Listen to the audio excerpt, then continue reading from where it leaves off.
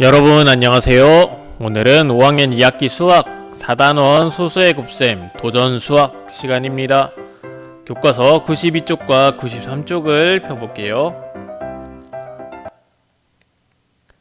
자, 오늘은 소수의 곱셈과 관련된 실생활 문제 속에서 문제를 해결하는 데 필요한 정보를 찾아서 문제를 해결해 보도록 하겠습니다. 이번 단원은 이번 시간에 배우는 내용은 4단원에서 배웠던 내용들을 실생활에서 어떻게 활용할 수 있는지를 약간의 예시를 통해서 보면서 문제를 확인해 보겠습니다. 기사를 한번 볼까요? 요즘 코로나뿐만 아니라 인플루엔자, 즉 독감도 유행하는 시기입니다. 그래서 사람들이 예방접종도 많이 하고 있죠. 작년 기사인데요. 2019-2020 절기 인플루엔자 유행주의보 발령 이후 독감 의심 환자가 최고치를 기록했다고 되어 있습니다.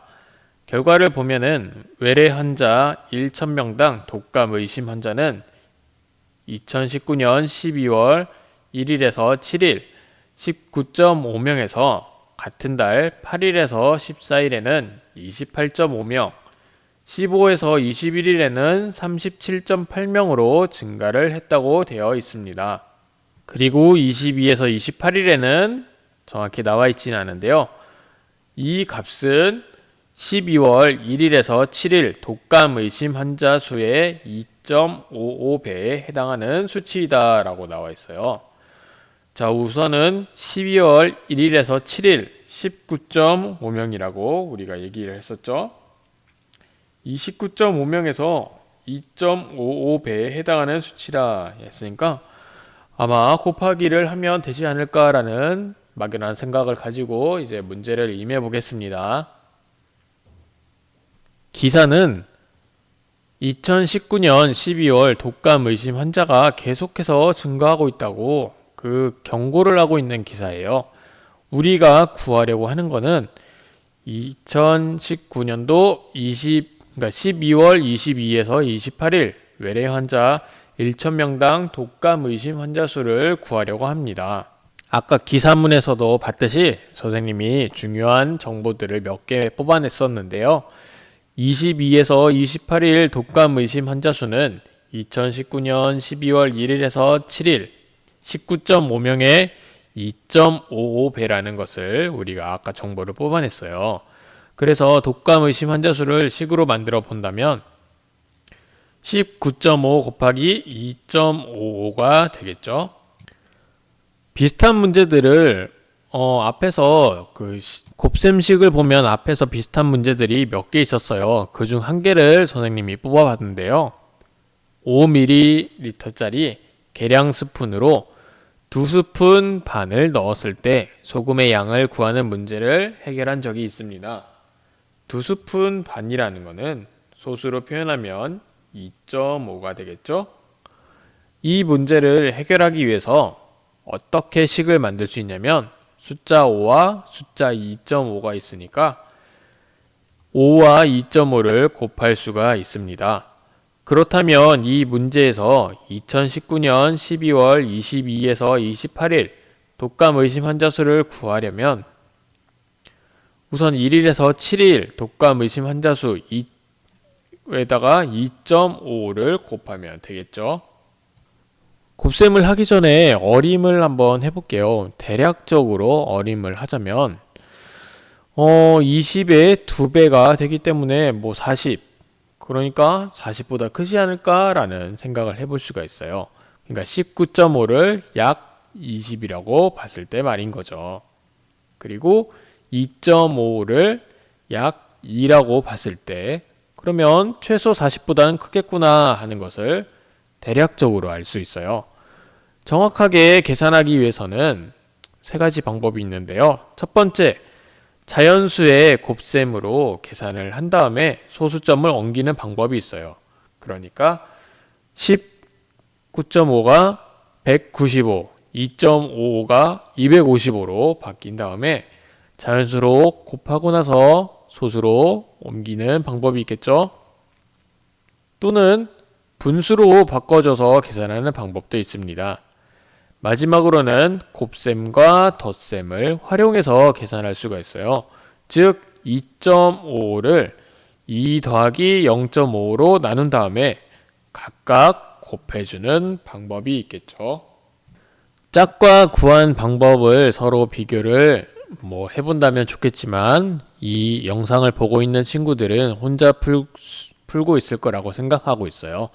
그래서 등교를 하면은 친구들과 어떻게 풀었는지 비교를 해보겠습니다.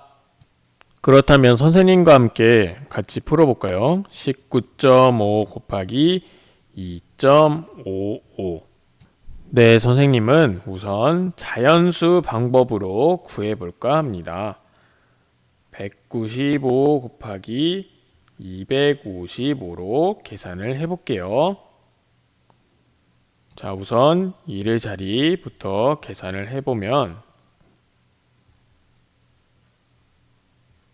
자, 975가 나오고 그 다음 한 자리 띄워서 10의 자리 계산을 하는 거죠. 자, 마지막 100의 자리에 해당하는 부분을 계산을 해보겠습니다.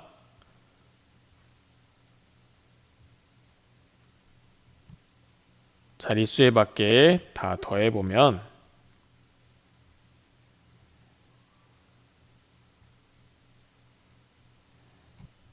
49,725라는 수가 나옵니다. 여기서 19.5의 소수 첫째 자리 한 자리, 2.5의 소수 두 자리를 더하면 즉 소수 세 자리가 되겠네요. 자, 소수 곱셈은 자릿수 이동하는 방법을 우리가 배웠어요. 선생님은 간편히 이렇게 해서 49.725가 나온다는 것을 확인했습니다. 다른 방법, 분수로 바꿔서 계산하는 방법, 또 자리 옮기는 방법 등 여러 가지 방법으로 여러분들만의 답을 구해보기 바랄게요. 자, 여기 흥미로운 사실이 하나 있어요. 인터넷에 나와 있는 그런 글이 있네요. 나폴레옹의 키는 작지 않았다. 자, 나폴레옹의 키가 프랑스 단위로 5피에 2푸스라고 되어 있네요. 영국인들이 이 키를 영국 단위로 적용해서 5피트 2인치로 생각을 했나봐요. 5피트 2인치는 약 우리 단위로 하면 157cm입니다. 하지만 프랑스 단위 5피에 2푸스는 영국 단위로는 5피트 6인치라고 하네요. 왜냐하면 1푸스는 즉 약 2.69cm는 1인치의 약 1.06배이기 때문입니다. 잠깐 식으로 한번 표현해 볼까요? 1인치의 약 1.06배라는 것은 2.54 곱하기 1.06을 했을 때 약 2.69가 나온다는 얘기라는 거겠죠? 이렇듯 영국인들이 그 단위를 잘못 생각해서 어림을 했다면 어떤 문제가 생길까요? 예를 들면 이런 거겠죠? 1.06배를 한 배로 어림을 한다면 푸스와 영국의 인치 값의 차이가 별로 없을 거라는 얘기가 있죠. 이렇듯 미세한 이 단위까지 미세한 자릿수에 곱하기까지 생각해야 되기 때문에 생활에서 소수의 곱셈은 주로 작은 양의 차이도 정확하게 나타내고자 할 때 많이 쓰이게 됩니다. 오늘 크게 두 가지 문제를 통해서 실생활에서 어떻게 소수가 이용되는지를 확인을 했는데요. 오늘 이 공부를 마치고 여러분들이 직접 생활에서 어떠한 경우로 소수가 이용되는지 유심히 살펴보기 바라겠습니다. 오늘도 수고했고 우리 다음 시간에 만날게요.